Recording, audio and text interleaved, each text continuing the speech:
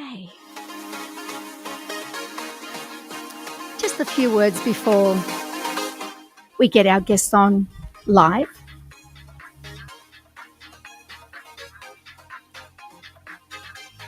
So Dr. HECTOR GEORGIou, he's a consultant gynaecologist and a fertility specialist with subspecialist accreditations in IVF and reproductive medicine, awarded by the Royal College of Obstetricians and Gynaecologists in the UK. Dr. GEORGIou has got extensive experience in assisting individuals and couples undergoing fertility treatment and medical expertise and advanced fertility treatment with the human touch in Melbourne. We're going to be discussing the growing crisis in Australia, particularly Victoria, around the shortage of both sperm and egg donors for IVF. Now, with increasing demand from single women and same-sex couples, supply is struggling to keep up. So let's find out what's causing it, what are the options, how can this impact or how does this impact future families? Dr. GEORGIou brings both advanced medical expertise and a compassionate human approach to fertility care. So this is one powerful and informative segment. So let's get our special guest on, who is waiting patiently. Hello, Kalispera.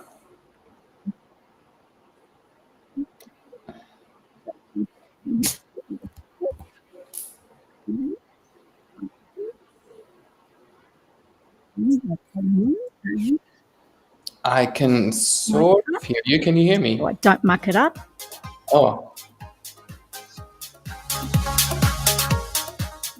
Dr. GEORGIou, can you hear us? Yes, can you hear me?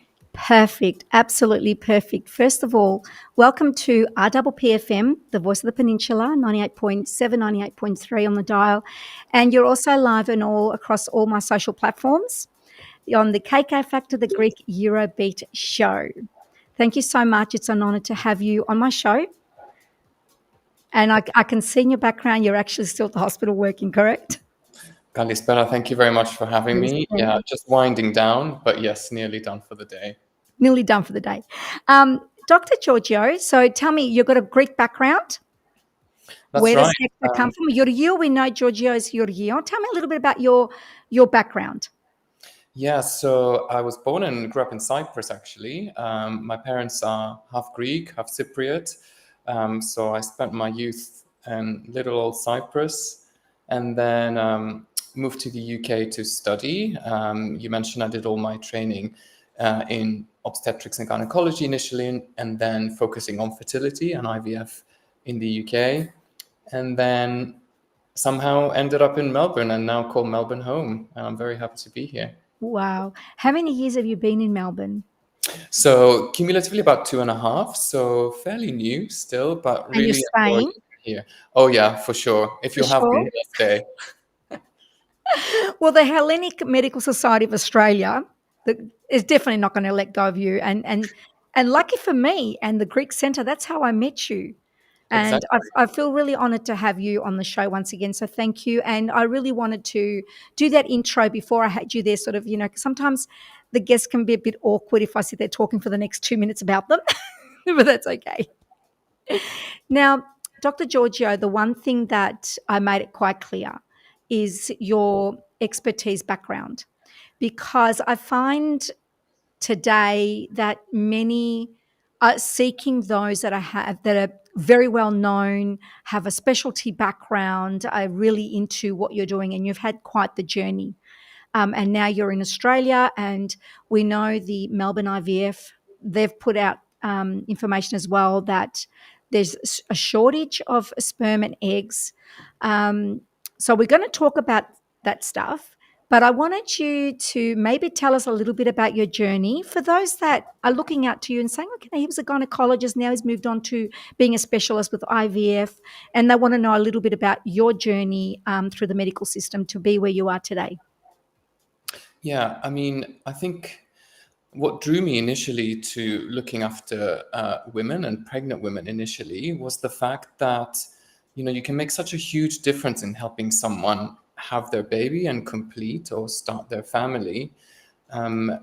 And so from there, I transitioned to looking after people who are struggling to conceive, because I found that even more fulfilling to stand by their side, help them try and understand why they might be struggling to conceive, and then devising a treatment plan that will help them achieve their family. And I found that really, really amazing, fulfilling in terms of assisting, but also from a sort of slightly selfish point of view, I find that really a great way to help people. It's something that I gain huge benefit from.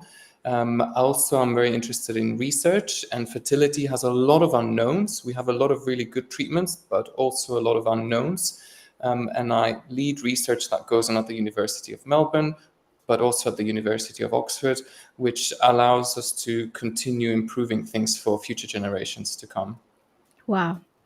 Dr. Georgiou, you went into the medical field and you did gynecology, or did you go straight from gynecology to IVF, or was there a stepping stone that you went and then decided to follow through on something that you now explain how passionate you are about?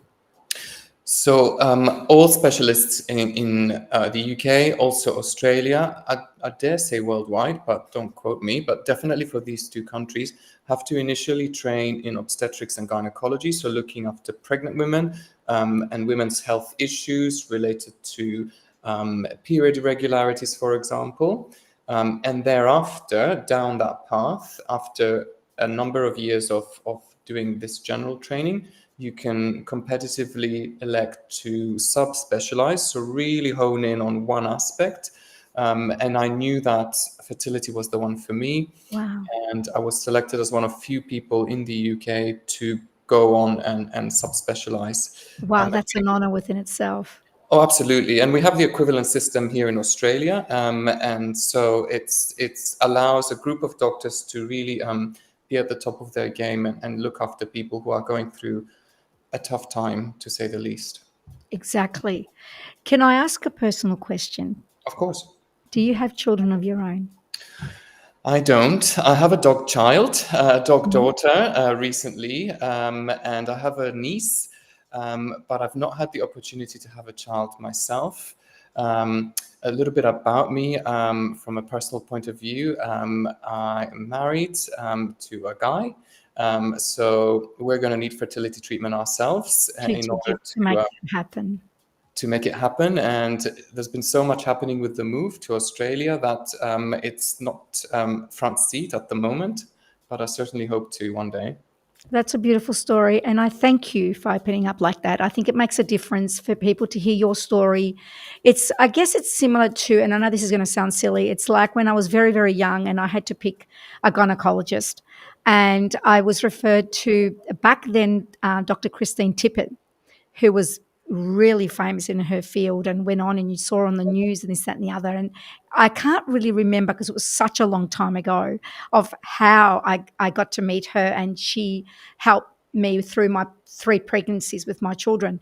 But I remember there were also referrals to male gynecologists, and I just could not, I don't know. There was just something like, nah, I can't do this. I need to have a female. That's just how I felt at the time.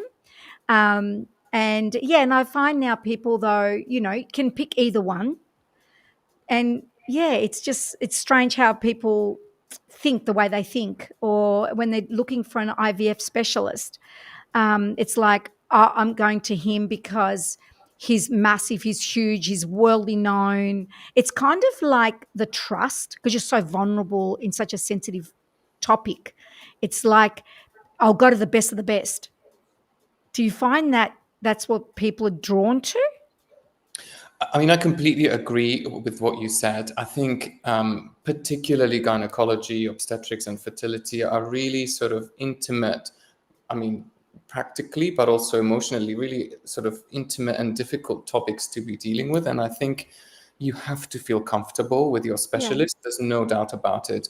And if you are comfortable with a female specialist, great. And if you're comfortable with a male specialist, also great. I think it's a personal thing. And sometimes you can't verbalize why you feel one feels that way. And that's totally fine. But I think if you don't have that trust, then the trust whole and the thing is a connection. lot more difficult. Yeah, absolutely. And fertility treatment can be difficult. It can be protracted. So I think, you need to be in a good place from the get-go and have that relationship with your Yes, specialist. that's right. So yeah, absolutely. I mean, I work, as you alluded to, at Melbourne IVF. I'm really lucky to have a whole bunch of super duper colleagues. We're pretty 50-50, male and female. So, none of us are going to gel with every patient and vice versa. And that's absolutely okay. I think It's that's good. That's really good that we've got enough there for people to see who they connect with. Dr. Giorgio, in relation to fertility, and I don't really know that much, and that's why we've got you today. I hear a lot of people say, I've tried here in Australia, it's not happening. I'm going to Greece. I've heard in Greece we have huge success. And I've had even our famous Mary Kustas, she came on live onto one of my shows and she explained the same thing. She went through so many rounds here and then went to Greece because supposedly in Greece it happens. Now, is that because there's something different in Greece? Are these gynecologists, IVF subspecialists coming from the UK? Is there something that we don't understand of why this is happening here and people are choosing to go overseas? I mean, in respect, there are a lot of people that are having children here through IVF, and I know a lot of couples. So I'm not saying it doesn't happen here, but it's just in general, certain people will say that. And I just needed to understand where that's all coming from. I think that's a really good question, actually, and I'm glad you've asked it. I didn't expect you to ask it, but it's really, really great. And I think I'm probably in a unique position to answer it because I have worked in multiple countries, including the UK, and I have had many a Greek colleague in the UK, but also here. And I think we all get trained to a really high standard and the training is very comparable. So we all emerge, equivalent specialists. I think what is different between Australia and Greece, well, several things. Number one is the cost of treatment is probably it is quite significantly different. There's been a lot of progress with access to treatment in Australia and Medicare rebates that we can Yeah, touch. no, that's happened. I remember our Prime Minister, Mr. Albanese, had announced that there was going to be a huge subsidy That's to right. help couples or single parents wanting to have IVF treatment. I don't know exactly the costs the costs of what they were and what they're going to be. Does that, just stopping right there, because I know you haven't finished the question, does it matter whether you're a private patient or a public patient to have access to that subsidy? So speaking specifically for Victoria, Victoria, in yeah. Victoria, there is a public fertility system which is entirely free, which is a great thing. But it is a finite resource in that patients are generally eligible for only 2 attempts at IVF, and there are certain age restrictions, for example. So it might not be for everybody. But that's free. In the private sphere, patients usually will get significant rebates, but there will be a cost involved to the treatment. As well. Which there is in most things that you do these days. You do Exactly. you got your health insurance, you got your Medicare rebate, but there is also costs. I understand that totally. Exactly. Is the pricing at the moment with these subsidies, is it more expensive here than it is in Greece or the UK? So I would say the UK is the most expensive that I've experienced. Australia is a rung below, which is great because it makes treatment more affordable. And Greece is even cheaper. And so that's not to say, the quality is probably comparable, but because of costs to healthcare and staffing costs, it makes IVF more affordable in Greece. The other thing that's a significant difference, just coming back to your other question, is the fact that certain couples will need access to donor gametes. That means donor sperm or donor eggs, because there's a lack of eggs or a lack of sperm in the relationship, and that is a really precious resource that is scarce in Australia. and might be more readily available in Europe, which generally has a bigger population and so a bigger pool potentially of donors. So that's another potential pull for fertility treatment For fertility. abroad. Well, the other thing is, if you were to go to Greece, it's, you found that it's cheaper there, but then you've also got to look at the exchange rate as well. So when you look at the exchange rate, is it cheaper or is it the same? We can say, oh, look how much cheaper it is, but hang on, well, we're not going to take those dollars there and exchange it to euro. How much cheaper is it? I mean, let me tell you, I've just come back from Greece, and yes, there's a lot of dollars for very few euros. Yeah, I know. But I mean, there's the other factor of taking time off work potentially, and how do you deal with that? How do you pause your life here? It's not close to go to Greece or anywhere else in That's right. Europe.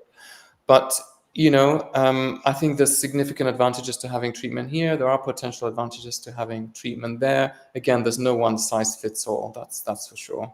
Okay. Now, going back to, we have a shortage supply here, but in Europe, because of all the other joining countries and continents, of course, there's more people, there's more donors. Before we go into the shortage reason here, in relation to donors, so how is it that someone makes the choice to donate, whether it's the sperm or the egg? Is it, they just heard about it or they've read about it somewhere or someone's told them?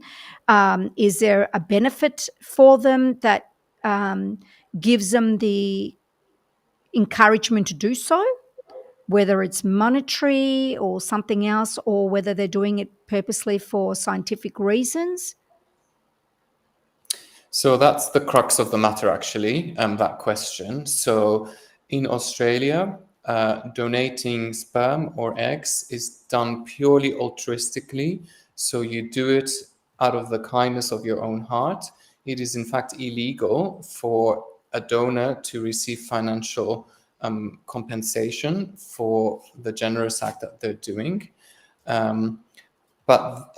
But on the flip side, the process of donating can be lengthy because, as anyone would expect, the potential donor needs to be medically assessed to make sure that they're medically fit, they don't have any infections, their sperm quality is good. So that process takes time. Then they are supported as well with counseling to understand what they're signing up to and the implications. And there are no legal implications. A donor is not a parent, and they don't have any parental responsibilities. But without meaning to go off topic, the law has changed recently in Australia, meaning that there is no such thing as donor anonymity. So when a donor conceived child reaches adulthood, they can find out where the sperm came from or where the egg came from, and then they can, contact that person. That still doesn't lead to any parental responsibilities, but I think that has created perhaps a sense of unease in some people that might want to preserve their anonymity. So coming back to your question, the whole workup does involve time. And so it is something that someone really wants to do, because it's not just rocking up one day and giving sperm and that's it. It's something that can take months. And so you really have to be committed to it. So most people do it really because they're generous people that want to help others. Not uncommon that these people are people who have had fertility problems themselves or fertility problems in the family, and they really feel that they, understand and want to make a difference if they can. If they can. Would it be fair to say then a same-sex marriage, they would think, okay, I want to have children one time, but maybe my partner doesn't, so I will elect to donate sperm or to donate an egg, but in the hope that when the child is at a certain age, they can meet me. And although I don't have parental responsibilities, I know that I have created a little person, and I know, it's an adult, and I do have children, although it's outside of my relationship for whatever reason. Do we find that a lot of people in the same-sex marriages would do that for that reason? Not commonly, if I'm honest with you, because if a same-sex couple wants to have children, then through modern fertility there is pathways that are available. They might be not as straightforward as a heterosexual couple that can have sexual intercourse at home, but of course many heterosexual couples do need fertility treatment themselves. That's right. Because when you go through counseling to be a donor, one of the things to understand is that this is a selfless act that of course leads to the creation of life, we hope, but that those children, you might be biologically responsible for their creation, but you are not the parent. The parent is, the individual, whether it's a single woman or a same-sex female couple or whoever. Those people are the parents, because parenthood is... It doesn't have to be the blood related. It could be anyone. Correct. So it's the word mother or father. Yeah, it's not the person that gave birth to you in some instances. It's the person that's raised you and had that relationship with the child. Yeah, I which is totally agree there. perhaps a bit of a shift from the, I don't want to use the word original, but kind of the previous kind of Yeah. how we perceive parenthood. Not that, I don't want to negate that, don't get me wrong. But, ultimately, we feel our parents are our parents because they've raised us and we have that connection from the beginning. And I guess we do think about the biology, but that's not the first thing, in my opinion. Dr. Georgiou, you went on before and you explained how they run tests to make sure they're okay, they don't have any infections, this, that, and the other. Do they check a background DNA in case there's any disabilities or that, could then lead to new parents having, they're going to love the child regardless, but then they've got this other thing, another burden now put on them because the child has got a disability? I think that's a really valid question, and there's no kind of stigma with asking it. And Australia is a world leader in genetic testing for pregnancy.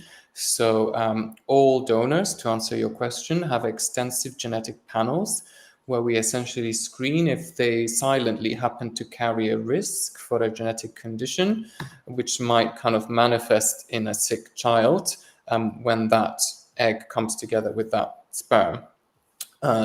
It's important to note that, like anything in life, is not 100%, and sometimes an illness can arise without a genetic problem in the past. Yep. It can be a new problem, and nobody can prevent that. But yes, with modern technology, all donors are screened to the limits of modern medicine to ensure that if there's a problem, then they are informed, because it might have repercussions on their own reproduction and their siblings, for example. But, they're only allowed to proceed through the process if it's appropriate to do so. Wow. Wow, that's amazing. That is amazing because, even if you can conceive in the natural way, sometimes you do come across that your child comes out with a disability and you didn't even know that it existed pre, ancestry rather than yourself at that moment. Absolutely, and this is why if I think of a heterosexual couple that walks in and sees me because they've struggled to conceive, so they're not coming to see me because they need donor sperm or eggs, even in those couples, I will encourage them to have genetic testing, because unbeknownst to them, there might be a risk that will only manifest when we do go ahead and achieve pregnancy. So if we know about it beforehand, then we can do a special type of IVF where we do additional genetic testing to prevent disease transmission. Wow. So modern IVF has come a really long way, and we can apply it for multiple different reasons as a treatment, including to prevent genetic disease. Wow. I'm amazed. Does that happen also nowadays with two people who are normally going to fall pregnant to do a test like that before they try to conceive, just in case? If they want to, they can. Or is it only when they're going to go, only because they can't fall pregnant? Like, can they make the choice prior to whether they can or cannot?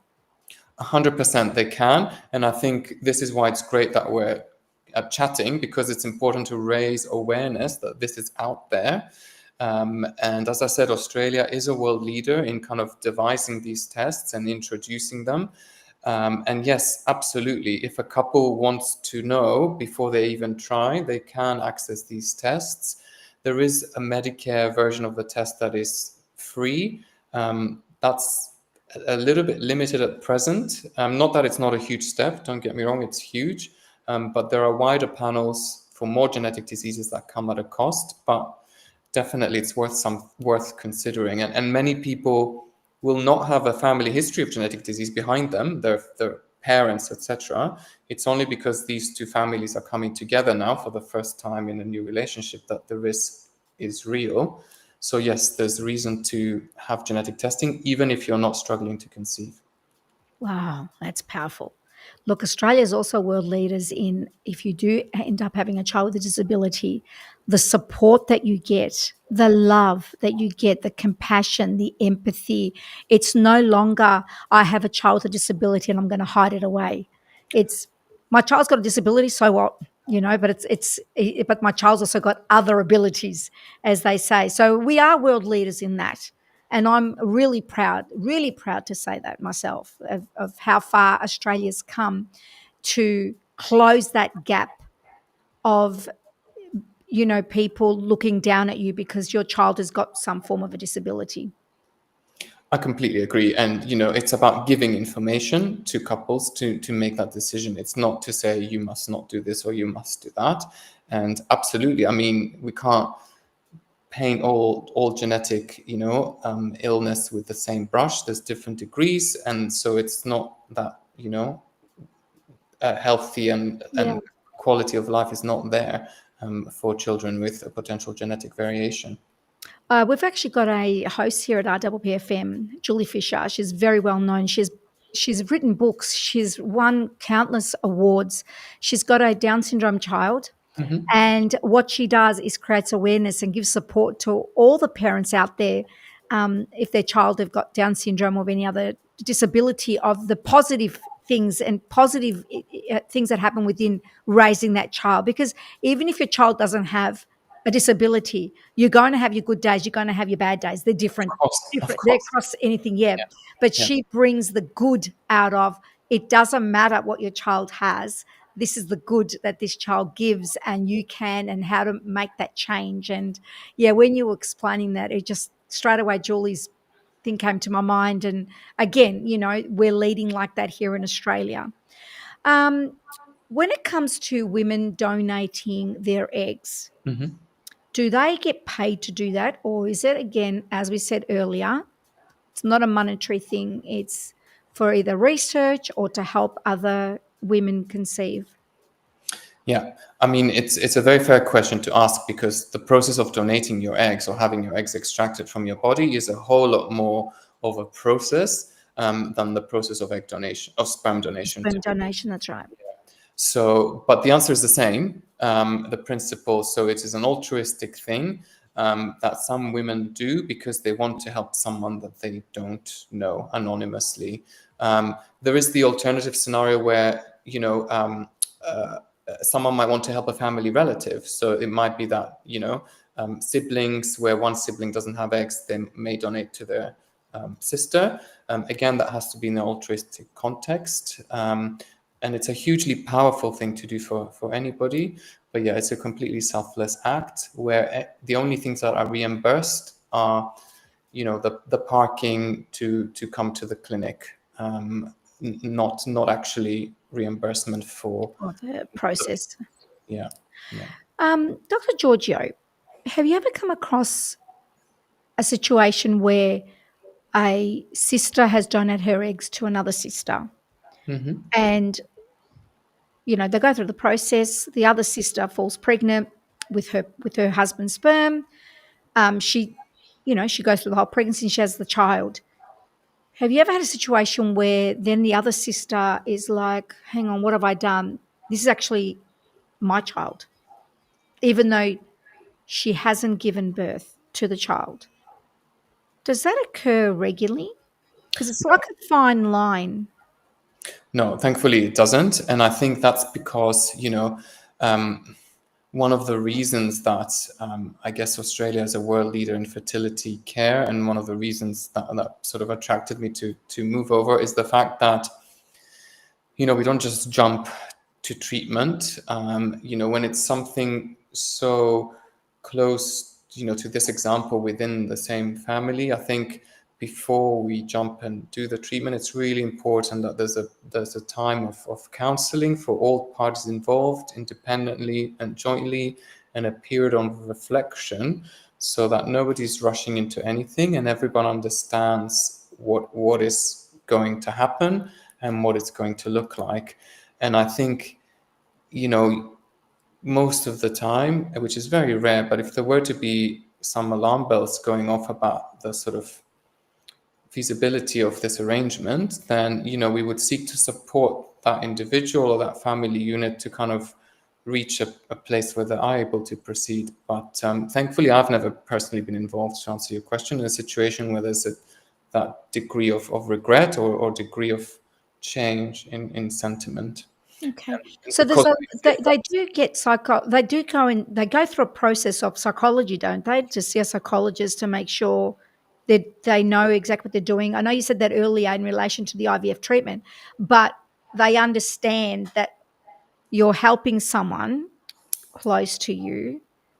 There is a process.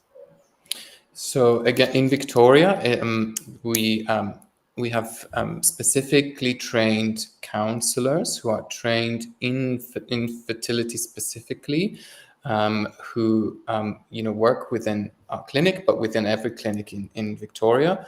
And so, yes, they take individuals and couples or arrangements through dedicated counseling before anything can proceed. Sometimes patients have their own separate psychologist who might be supporting them for different reasons. And of course, we encourage them to remain involved. But we always have our internal, specifically trained counselors in the field of fertility and reproductive medicine. Okay. I'm just going to dwell a little bit more. And I'm trying to be very sensitive in the whole situation. So without insulting anyone, I'm going to do the best I can. So let's say we've got two women in a relationship and they want to have a child. Is it difficult to decide who's going to carry an egg, or are they going to use one of their eggs, let alone someone's sperm, to fertilize either one's egg? How does that work in relationships, or is it the relationships in a position where they've already decided you'll be the carrier? I think that's a really important question, and it's something that I counsel same-sex female couples every day about. And essentially, there's no one-size-fits-all, and it's whatever might be right for the relationship, but often there might be a medical kind of influence to that. It might be that it is more appropriate for one person to use eggs or one person to carry. But what's really neat, and I think it's really lovely in that same-sex female couple, is the concept of shared motherhood. And shared motherhood is a situation where we use one member of the relationship, one woman's eggs. She donates them to her partner, and the partner carries the pregnancy.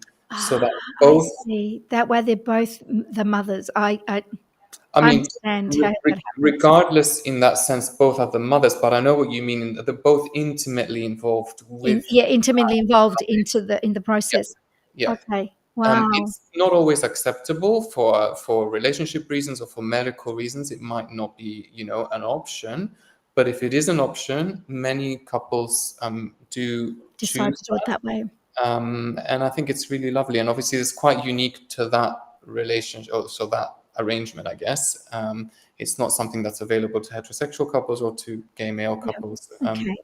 So now going to the opposite sex, and I'm going to be very respectful. In the males, so the males are in a relationship and they want to have a child. And I know there's going to be people out there that are going to say, no, this is not right. A child needs a mother and a father. But when we look at reality, there's always times when something's happened to a mother and a father has raised that child on their own.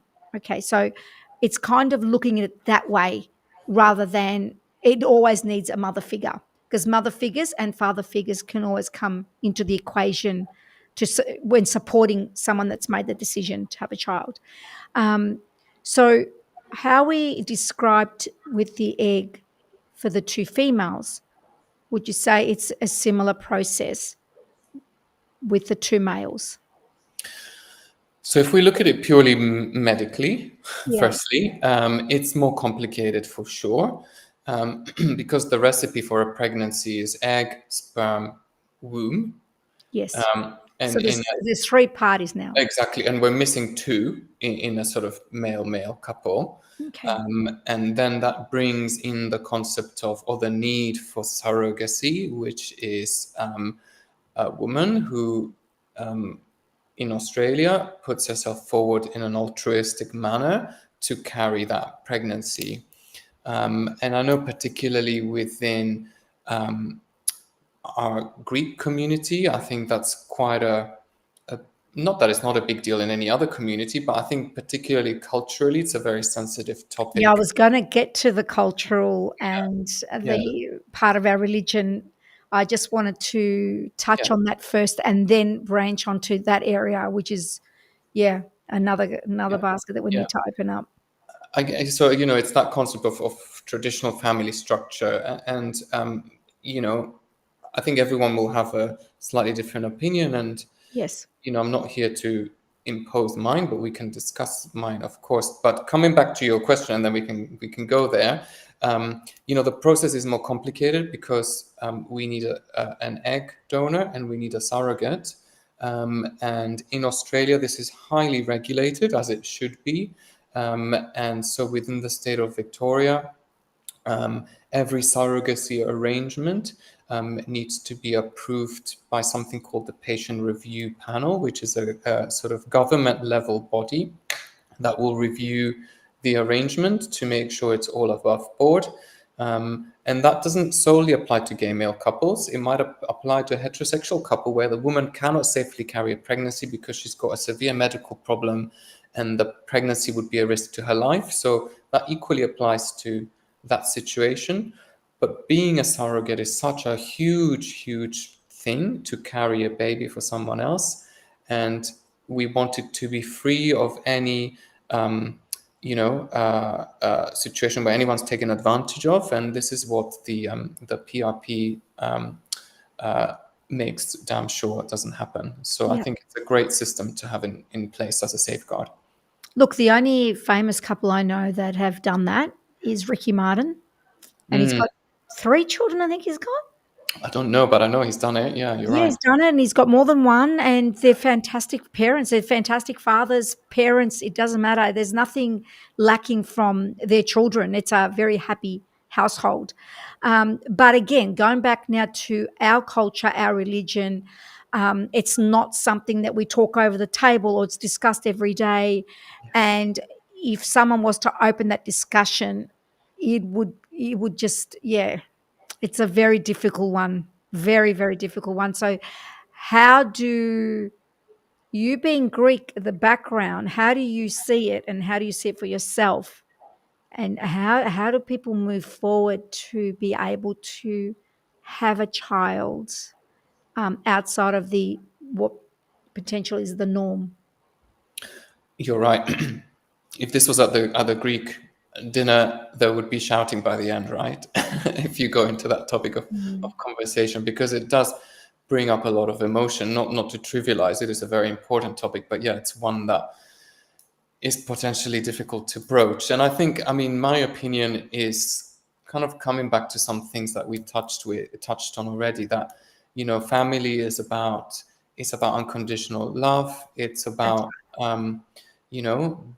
supporting that life that you've brought into the world with or without modern technology to assist, and nurturing and doing the best for your child. What does the parent structure look like? I think, we live in the modern world, and so long as the adult or adults in the relationship can provide that nurturing environment and do the best for their child or children is the most important thing. I know some people will disagree with that. And Yeah, I guess Look, it's I a guess unless to manage. you're in that situation or within your family, you have a daughter or a son that is in that situation, every family is going to react differently.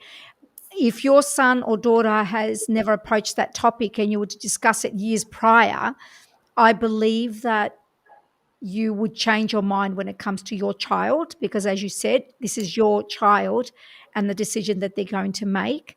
And when we're looking at, okay, the norm is, two people fall in love and they have a child. Okay, but how many couples stay together? How many couples may lose and become widow or widowers and they still raise their child on their own? So we can't say, no, you're a young girl and you need to find someone, rather than going down the path of being a single mum and doing IVF to become a single mum. But then on the flip side as well, you could find someone and it doesn't work out, full stop. And you want nothing to do with that person, full stop. So sometimes when you look at it in that way, you're better off to do the IVF, because then you choose whether to meet that person or not later, and you don't have that added heartache or headache if that person turns out to be a very bad person.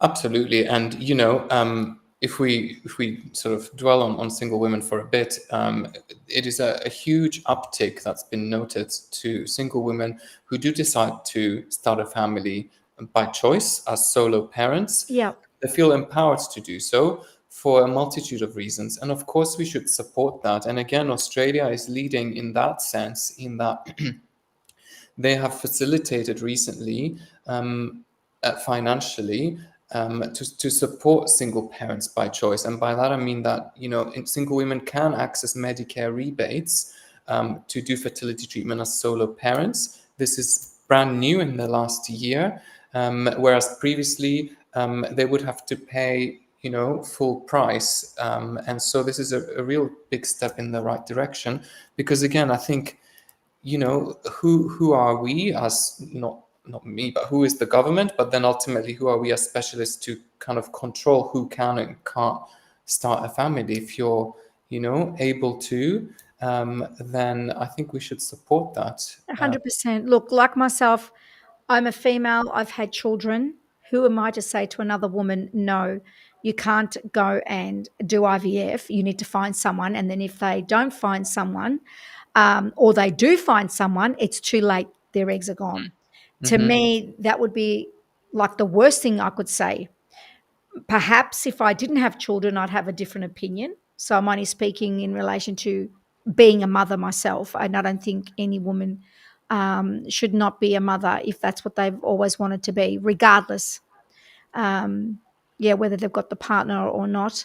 And it is even more extra sensitive when your son is in a relationship with another male and they want to be parents, and they're beautiful people and they want to share the love that they've got, and the personalities, that the positivity. They want to have a child and raise the child in a happy environment. That can also be done, but it is even extra sensitive. I know you had earlier said you would speak about how you, from your angle, you're still happy to do that. Yeah, for sure. How with your family, how did they accept that if you said, I want to have a child?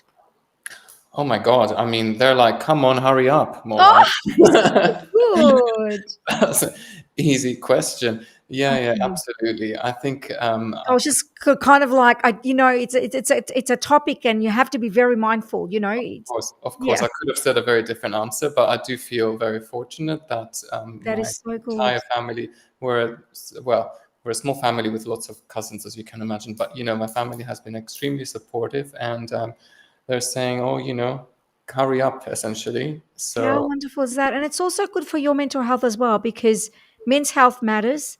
And this is a big issue with mental health. If you don't get that kind of support that you need, that could lead to disaster within itself. I'm glad that you shared that, Dr. Giorgio. Thank you so much. Let's go back now to why we have a shortage how do you encourage people to come forward here in Australia to donate? I think awareness is key. Again, I'm really glad that we're having these discussions, because it's about, putting out there the fact that there is a shortage, and putting out there the fact that it's a hugely honorable thing to do. And if you're in a position to do it, please do. The issue is a supply and demand thing as well. There's increasing demand because we have, for example, a huge uptick in single parenthood by choice, and therefore, typically single women needing donor sperm. I think it's, putting the word out there, and encouraging people to do it. It's as simple as that. That's simple as that, of course. Dr. Georgiou, I've recently come across a few articles when I wanted to look you up and do a little bit of research before we spoke live. And I found these articles that were throwing out there saying embryos are being killed off and thrown away and this, that, and the other.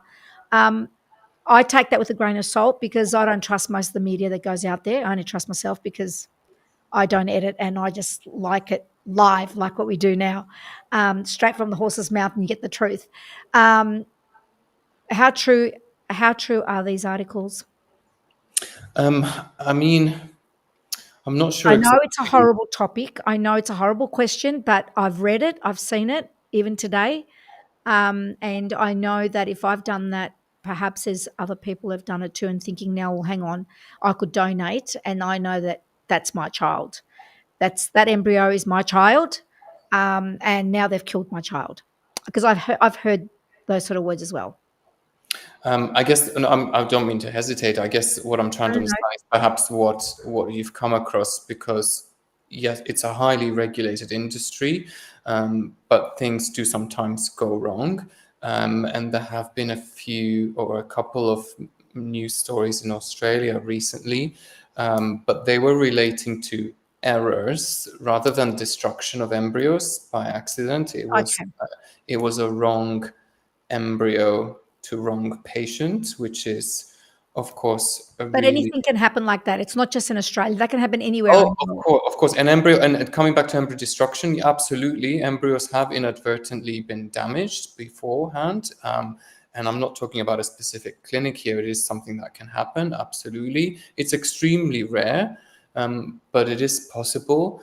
I think the most important thing in this scenario is to first of all, recognize the issue, be completely frank with the people that it implicates, as difficult as that conversation will be.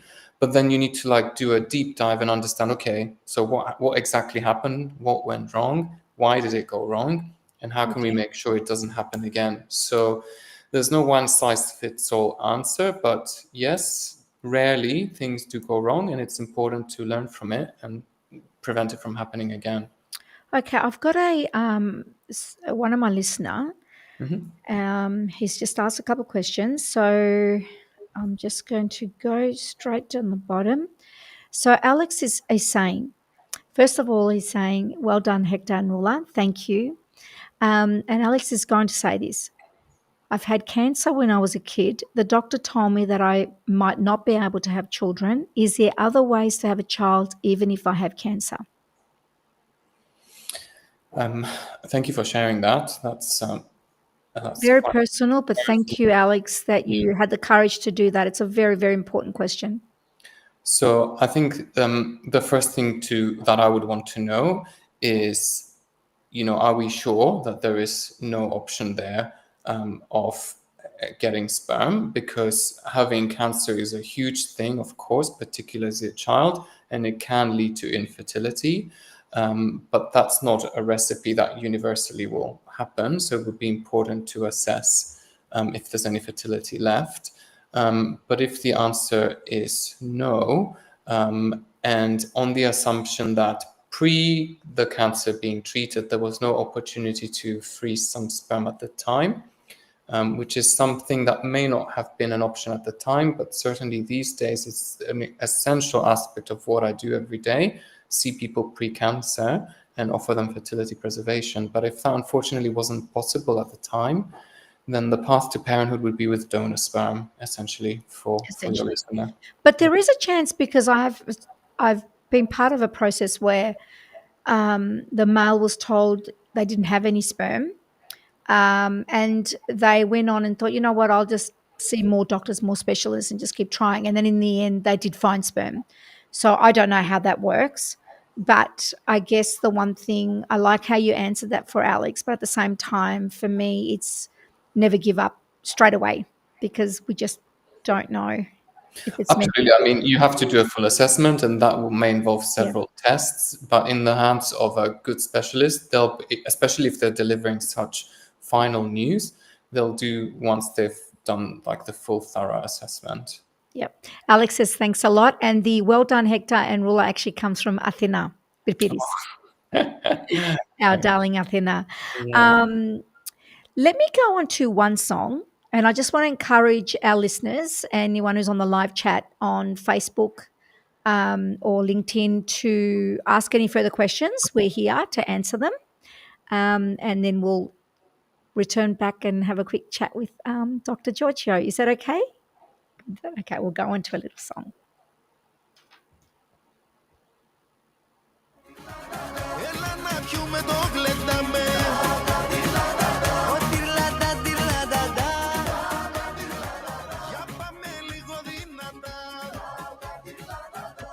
Κοιτάζουμε μπροστά.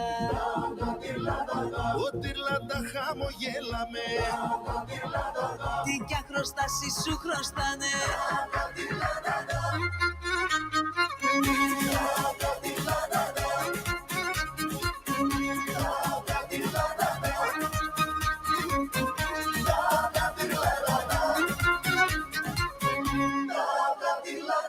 Χωρίς τα πρέπει τα γιατί. Σε περιμένω στο νησί.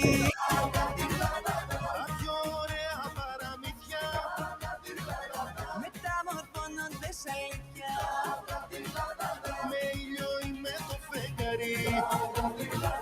Άσε το κύμα να μας πάρει. Ω τυρλάντα, τυρλάντα, ω τυρλάντα χωρίς ταλκάδες. Είμαστε εμείς οι βασιλιάδες. Λύρες, λαούτα και βιολιά. Έχει απόψε ξαστεριά. Βρεστηρία μας κι ασπροπατώ. Κι όλα γίνηκαν άνω κάτω. Άνω κάτω, άνω κάτω, άνω κάτω, άνω κάτω. Ω τυρλαντάκιο που μας πάει. Τίποτα πια δεν μας χαλάει. Αντέχεις μόσα έχεις πάθει. Έξω καρδιάζει το ταλαθί. Ω τυρλαντα, τυρλαντατά. Ω τυρλαντα χορεύουμε όλοι. Ρε τυρλαντα, τυρλαντατά.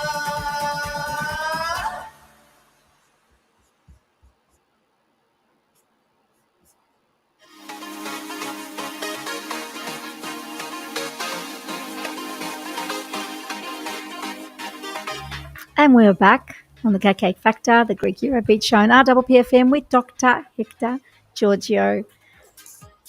Dr. Georgiou, thank you so much for everything that we discussed this evening. And I know it's been a very long day for you. What keeps you going? Because I know the field that you're in is very sensitive, and there's going to be times and there's going to be huge lows. So what keeps you going? How do you look after your mental well-being within the field that you've chosen? Firstly, thank you very much for having me. I think we've covered a variety of topics, but they're really important to talk about, even if they're not necessarily the easiest. I mean, honestly, I find my job so satisfying that that's my main driver, first of all. It's such a huge thing to be there, to assist people and just see them from the beginning, you know, when they're inadvertently in a really difficult place, and getting them to a place where we hopefully have good news. Of course, we don't always have good news and we have to prepare, but even in that scenario, you know, there's something fulfilling about helping people even achieve in that. navigating that sense of potential closure, it's really difficult, don't get me wrong, but closure in itself is important. But yeah, it's not all about work. I like to, traveling is my thing, to be honest. I've just come back from a little holiday in Europe. I How find was that? Where did you go? so nice. I had my good friend's wedding in the UK, and then I went to Kerkira, to Corfu, Nice. which is beautiful. I've I never haven't been to Corfu. Kerkira I've been, yes. so beautiful, so beautiful. And then I went to see my parents in Cyprus, and then came back. It was multiple stops on the way. Well done. It's good to have your break. And are you going to stay in Australia? Because I'm guessing a lot of listeners are thinking, okay, if I'm going to do IVF, I want to go and see Dr. Georgiou. So yes, it's been a process to get here, rightly so. Australia, control who comes in and out of their country, as they should. But I'm very fortunate that I've been granted permanent residency, so I'm here to stay for sure. Fantastic. Tony, one of the listeners, says, thanks so much, Doctor, for the interview. It was such a great topic. Well done. Keep up the great work. God bless you and your beautiful family and team out there. Thank you, Tony. Thank you so much. Dr. Georgiou, I'm sure we're going to be crossing paths again, and I would welcome you anytime to come on the show, or if one of your colleagues wants to discuss something, please, I'm only a phone call away. Thank you so, so much. Thank you very much. I appreciate it. Thank you. Have a good evening. Bye. Bye.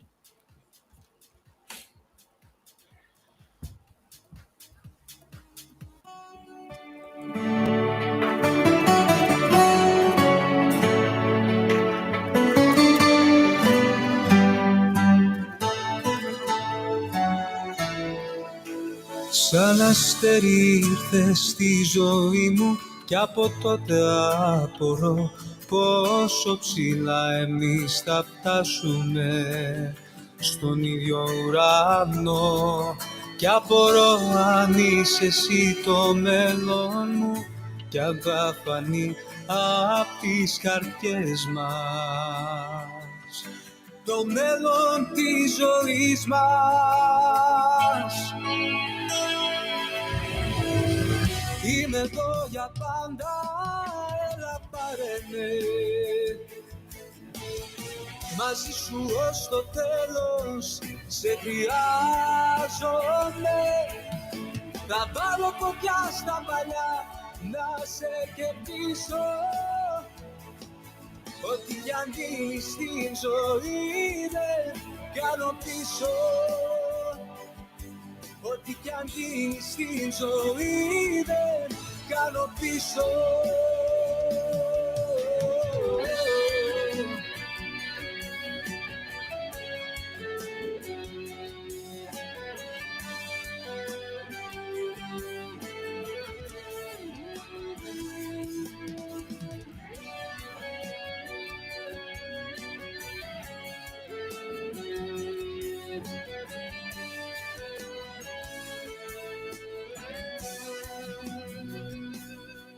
Σαν αστέρι ήρθες στην ζωή μου, αχ αστέρι τυχερό, μου άλλαξες τη ζωή στα κύματα. Και τώρα είμαι αλλιώς, ξέρω τώρα είσαι εσύ το μέλλον μου κι εγώ που βγει θα είμαι κοντά σου σ' όλα τα δύσκολα σου.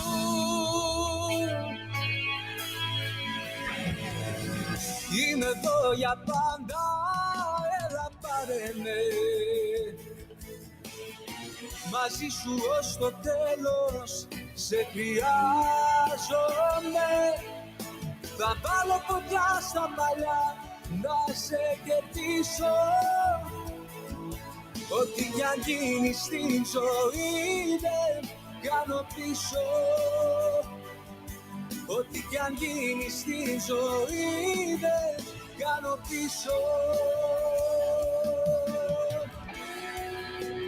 And we are listening to Apostolis Kasparidis with his new song, Δεν Κάνω Πίσω.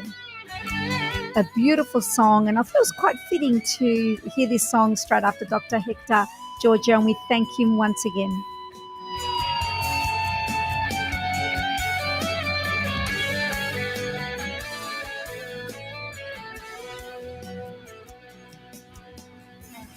Είμαι εδώ για πάντα, έλα πάρε με. Μαζί σου ως το τέλος, σε χρειάζομαι. Θα βάλω φωτιά στα παλιά, να σε κερδίσω.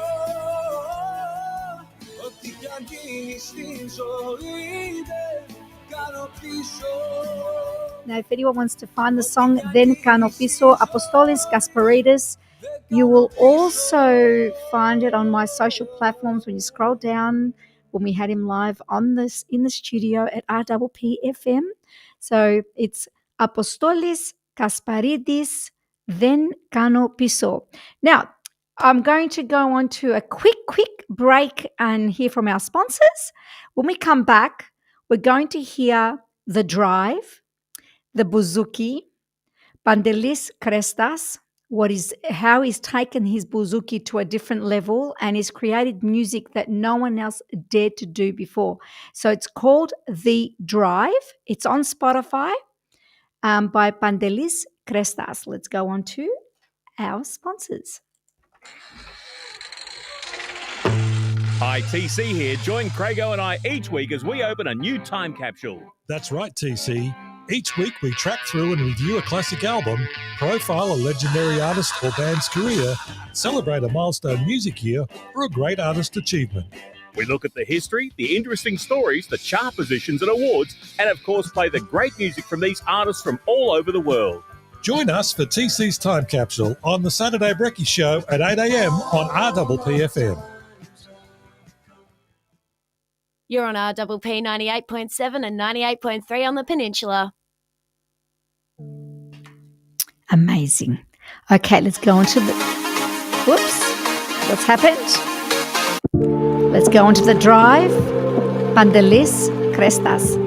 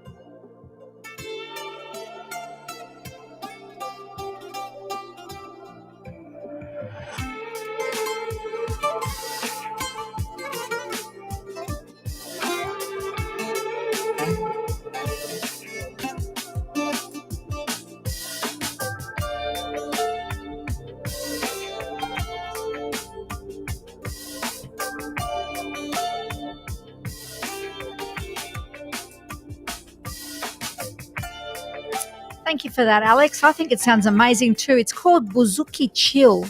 Chill music when you've had a long day, you're driving, you're caught in the traffic. It's very fitting. It's an amazing piece, The Drive. So support Padelis Crestas. Get onto Spotify, share it, view it, listen to it. It's a beautiful piece.